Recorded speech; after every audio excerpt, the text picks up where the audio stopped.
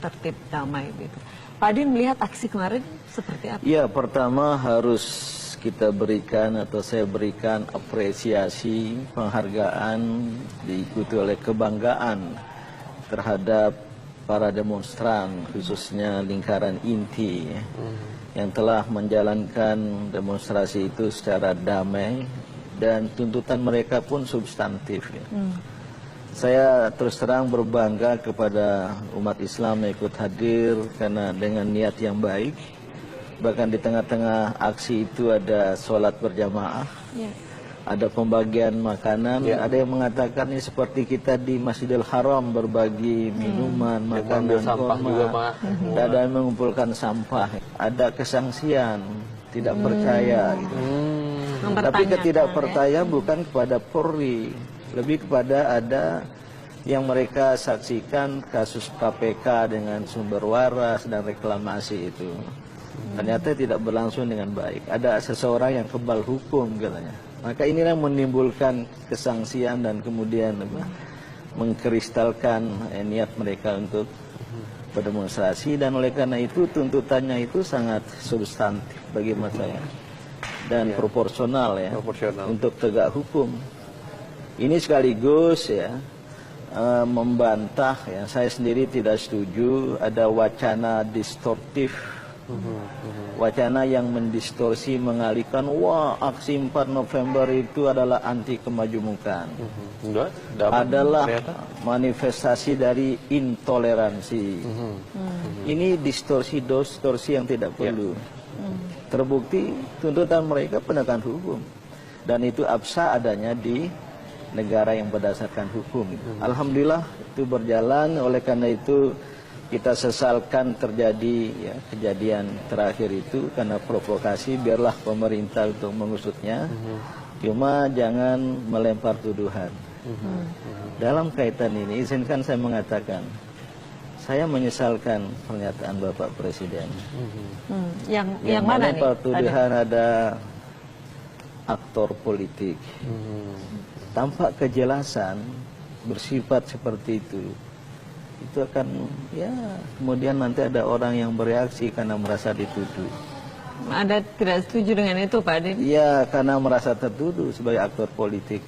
Tapi sebelumnya tadi kita tanya ke Pak Boy juga dari kepolisian juga katanya akan coba untuk menyelidiki begitu apa yang disampaikan oleh Pak Presiden. Ya, karena masih dalam proses penyelidikan, seyogianya statement Bapak Presidennya tadi malam jangan langsung bersifat tuduhan. Mungkin dari informasi intelijen seperti itu yang didapatkan. Oleh karena itu harus dibuktikan.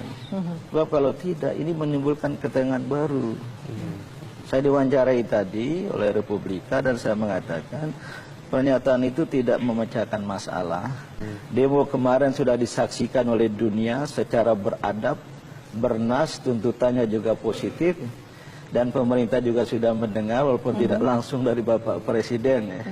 Kesepakatan itu Anda cukup mengapresiasi Pak Din? Cukup mengapresiasi, sudah mengakomodasi, hanya mengkonfirmasi proses hukum yang sudah berjalan sebelumnya.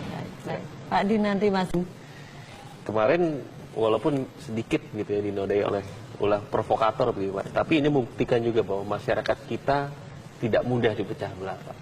Nah, kemudian bagaimana sebenarnya umat Islam pada khususnya dan seluruh masyarakat Indonesia pada umumnya memandang suatu kemajemukan saudara sebangsa dan senegara? Bagaimana cara memandang itu Pak? Ya, kemajemukan adalah sebuah kepastian dan keniscayaan ya, untuk kita kembangkan di bangsa yang memang majemuk secara agama, suku, bahasa, dan budaya. Ya. Oleh karena itu pertama sikap untuk siap berhidup berdampingan secara damai itu penting. Jangan eksklusif, kita harus bersama-sama. Di dalamnya harus ada toleransi, pertengahan rasa, termasuk untuk tidak menyinggung keyakinan orang lain. Apa yang dilakukan oleh Ahok, tidak hanya di Pulau Seribu, sebelumnya saya dapat video-video yang banyak. Dia secara berani memasuki wilayah keyakinan orang lain. Ini mengganggu toleransi, ini mengganggu kemajemukan kita. Maka ketika yang dituduh itu justru yang mempersoalkan Ahok, ini menjadi suatu wacana kontraproduktif. Karena sumbernya adalah apa yang disebut oleh Ahok itu yang tidak bisa diingkari itu penistaan agama. Karena memberikan judgement, penilaian terhadap tafsir orang lain. Katakanlah itu multitafsir, itu nggak boleh. Apalagi bukan seagama, apalagi dengan kalimat pejoratif, dibodohi. Nah, ketika itu kemudian dibela-bela pakai mulut-mulut orang-orang Islam, ini mengkristalkan reaksi. Sebenarnya yang anti toleransi itu yang pertama ini. Apalagi dia pejabat publik. Pejabat publik itu harus berada di atas semua. Termasuk Bapak Presiden harus mengayomi juga warga Indonesia yang berdemonstrasi. Hari ini banyak curhat pada saya, Pak Din tolong ini ada keadilan. Masa perusuh Tolikara diterima di istana? Masa kelompok lain diterima di istana? Kami datang untuk menyampaikan harapan, aspirasi, kok ditinggal pergi. Meski kemarin sudah ditemui juga Pak Din. Iya, tapi sudah terlambat. Seharusnya Bapak Presiden bisa menyediakan waktu untuk menerima. Inginnya langsung ke Pak Ya, Presiden. karena kan hobinya belusukan. Belusukanlah dengan demonstran. Selesai masalah kemarin itu. Tapi ketika ditinggal pergi, ini kan menimbulkan apa? Ya, semacam rasa keadilan. Ya. Apalagi kalau hukumnya nanti tidak adil. Ya. Jadi saya ingin pertama rakyat harus tenang. Ya. Jangan bereaksi dan sudah kita percaya pada hukum. Tapi sebelah sini para pemangku amanah juga harus menyadari. Mohon maaf, Mas. Masalah ini tidak sederhana, ini bukan masalah sepele. Ini sudah merambat di daerah-daerah.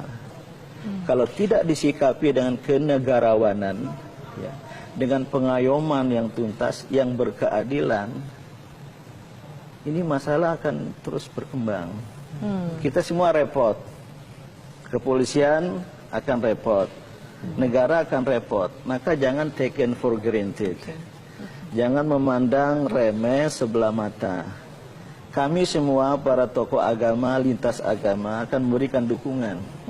Cuma kalau saya pribadi harus berkeadilan.